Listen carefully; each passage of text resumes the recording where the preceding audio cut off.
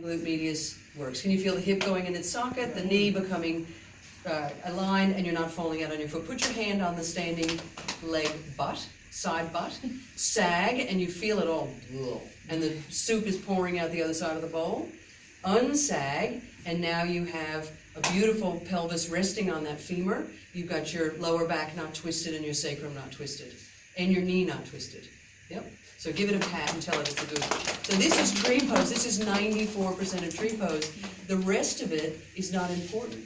Maybe you have slippery tights or whatever, but this is important, this standing on one leg. And then you can do all sorts of things and whatever you want to do. Make it fun. Other side for a moment. So I like to do this before I do any of the balancing so that people can find it. You can touch it and slap it and say hello. So hand on the bowl of the pelvis. Put your standing hand on your side butt cheek, which is your glute medius. Sag.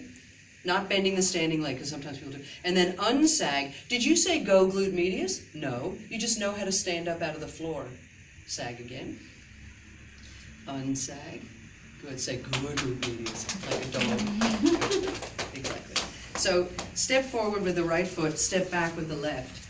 So in my experience, lots of middle-aged people like me get funky knees. They haven't actually got an actual injury, but every once in a while they're walking and it's and then they stop walking and then they get unfit and they drop out of their normal routines and they get depressed, and it's a pretty bad cycle. If they know how to manage the knee, then they won't have that. And the way to manage the knee is through your foot, where you put the weight in your foot, inside edge, outside edge, ball, or heel. So those are your options. So if you're in here and it hurts your knee, do you want to put the weight forward, backward, side to side? You can play and give them something to do. The other one is you're managing it in the hip joint. Okay? So what was I about to step forward and do? Warrior 3. Yeah, Warrior 3. Warrior 3, but let's get no, you'll do Parsvartanasana afterwards. So Warrior 3, let's come into a crescent lunge. Yeah. So you're on the ball of your back foot, and now your pelvis is fairly squared to the front, isn't it? Good. Feel that glute max and that glute medius on the standing leg for a moment. And for a moment, just hold your pelvis still, but let the knees sag into the middle. Can you see that inner quad, vastus medialis, and that gluteus medius just let go? Cinch them back up again. Hello. Right? Lock that baby in. Okay, breathe in. And as you breathe out, shift your weight more into your front foot, but don't let that sag back there in that glute.